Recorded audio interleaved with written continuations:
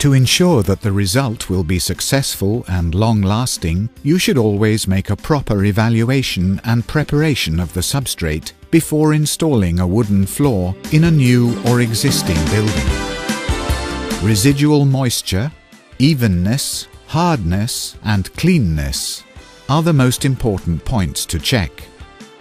Following local standards and manufacturer's instructions is also necessary. The determination of moisture content is an essential part of quality control within the flooring installation process. Flooring installers need to know the dryness of not only the wood flooring, but also its subfloor and the concrete slab beneath it, if one exists. Handheld electrical tools, called moisture meters, should be part of the toolbox of every flooring contractor for measuring moisture in wooden or concrete subfloors and in the wood floor materials.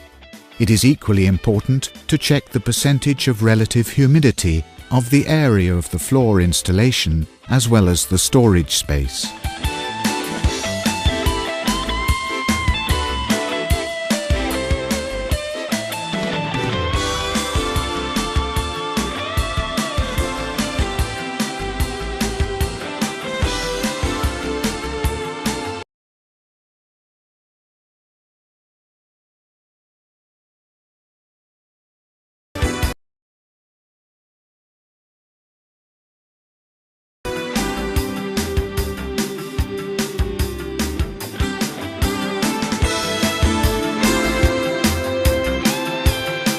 Prior to any other work, the subfloor must always be sanded.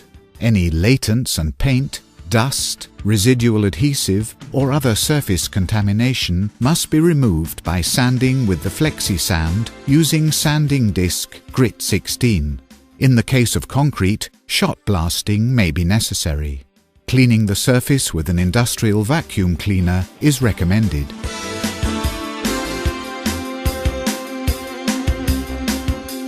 Where minor cracks are present on a floor, R400 may be used to effect repairs. If major cracks are detected and there is a suspicion of problems of a structural nature, a building engineer must be consulted.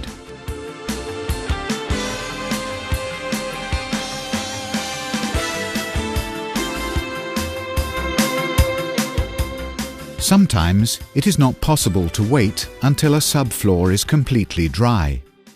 Protect the wooden floor from moisture evaporating from the substrate with a liquid damp-proof membrane.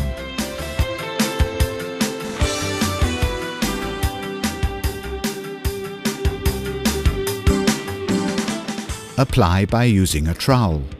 The key is to have a sufficient amount evenly spread over the surface.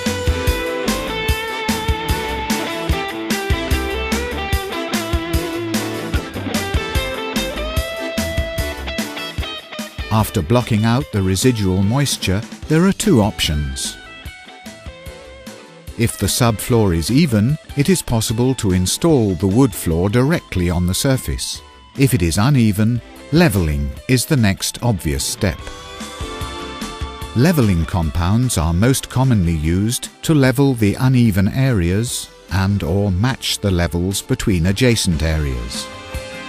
Fitting a wooden floor on a perfect subfloor is indisputably convenient, and the work progresses much faster. However, there are other good reasons to justify the leveling. Leveling also optimizes the strength and the absorbency of the subfloor.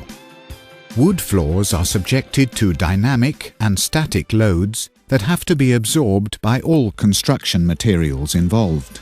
Dynamic loads result, for example, from walking on the floor. Static stress is caused by hindered expansion or shrinkage of wood, which is a result of the normal variation of the humidity in the ambient air. With changing moisture, wood changes its dimensions. Restraining this change of volume causes stress in the wood, in the adhesive layer, and in the substrate. This calls for an adhesive able to take such stress and to provide shear-resisting bonding of the wood to the substrate, Boner's silane-based adhesives solve this problem by allowing the wood to move in a controlled manner.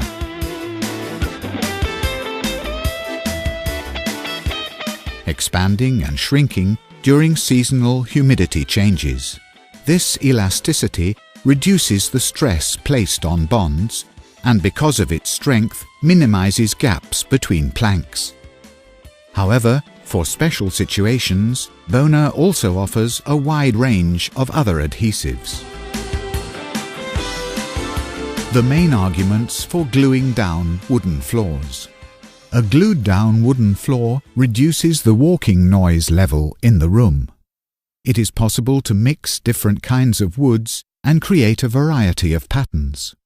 A glued-down floor is much easier to sand, and less wood is removed. A glued-down floor can be laid on large surfaces and through different rooms without expansion.